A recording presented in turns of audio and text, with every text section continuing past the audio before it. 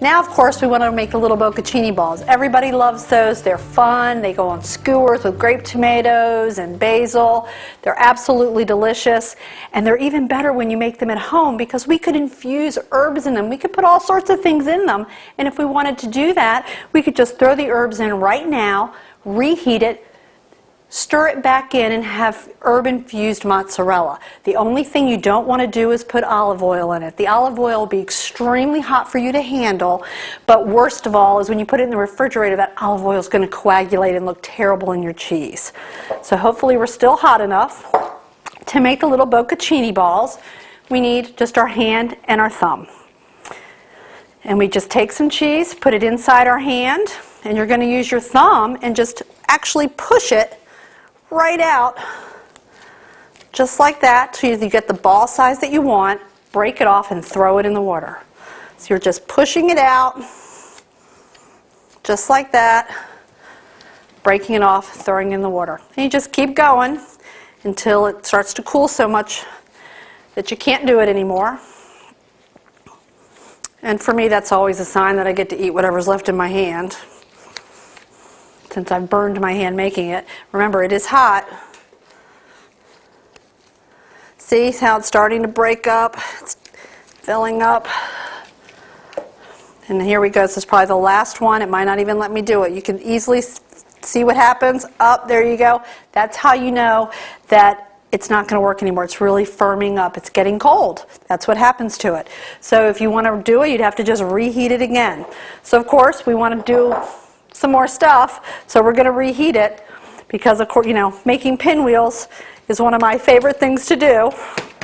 And I could try, but what's happened is it's already started to cool.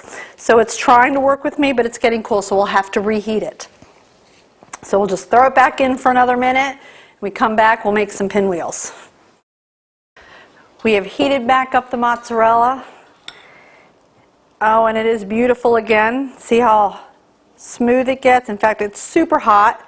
We need it to be really hot, almost pourable, in order to make the pinwheels, because we've got to be able to pour it onto that silpat and have time to work with it. So we're going to go ahead. It's really going to be hot to the touch. And put it all down here. I'll tell you, when it's like this, get some really toasty garlic bread in the broiler, pull it out and just kind of pour this on top of the garlic bread. Most amazing cheesy bread you've ever had. All right, gonna flatten this out. You can make these really, really large. You can make them with just salt and pepper, a little hot sauce, roll them up. Kids love to eat these. It's like the homemade version of string cheese with some flavor in it when you slice them up and throw them in a Ziploc bag. All right, the biggest challenge you have with these pinwheels is speed. You have got to be fast because that cheese starts to cool. So we're going to go ahead and layer some prosciutto on there, which I absolutely love prosciutto. Put some big giant basil leaves on there, right out of the garden. We're going to get a bunch. And again, we got to be really fast because it's going to start to cool. However, if you're too slow and something happens, you're like, oh no, I've done all this work and I can't get it to roll. That's why we love the silpats. You could actually take your silpat, hold it on top of some steaming water, and that's going to soften up the bottom of that cheese and allow you to roll it. Put a little bit of Italian spices on there. And now we're going to roll it up. And this is the tricky part. So we're going to have to just kind of get hold of it. It's kind of like working on the grill. You'll know it's ready if that steak's going to just come off the grill. If it was still too hot and you were trying too soon, it wouldn't roll. I'm just going to roll it up. Get a nice roll. It's really beautiful for the holidays if you fill it with pesto. We want to make sure we tuck in. We don't want any meat coming out the end. Get a nice,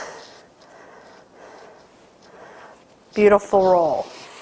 Now one thing you want to keep in mind, some of you won't mind, some of you it'll drive crazy, it drives me crazy, are seams. So all you have to do to get rid of the seams is to take that whey, the whey that we had from the mozzarella, heat it up, get it really hot, use a pastry brush, use your gloved hands, and just put that hot whey on the roll. It's going to get rid of every single seam. You won't even know where it started.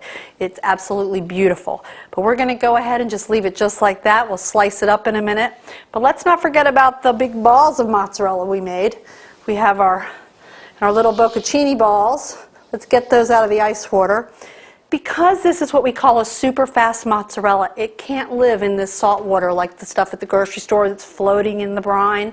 It's not going to tolerate that. It's actually going to start to break down.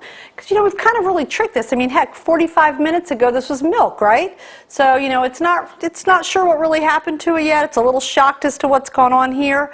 So if you let it soak in that, it'll start to break down. If you want to keep it for a day or two really nice and smooth and shiny, you'll scoop it right out of that water and tightly wrap it with some kind of saran wrap, and that's going to keep the moisture in it. But while we let this cool over here, we're going to go ahead and slice this up and see what this looks like. Give it a nice slice. There we go. Beautiful. Perfect for putting in a salad, pizza. There we go. Exactly what I want to see. All right. Let's take a look and see how our pinwheel turned out. Looks like it is definitely ready to cut. Ah, beautiful. That is a beautiful pinwheel. You can see the green in there and the prosciutto. Absolutely perfect. Our cheese looks good. Now let's see what we can do with these little Bocconcini balls. One of my absolute favorites. We're going to grab a skewer, put the cheese on, get a little piece of basil, little tomato, can't be simpler. Could knock out 20 or 30 of those in no time. Little pepper, little bit of salt. Remember, your cheese is going to need salt. We haven't salted it for flavor, so you're going to want to pay attention to that. Maybe drizzle a little olive oil.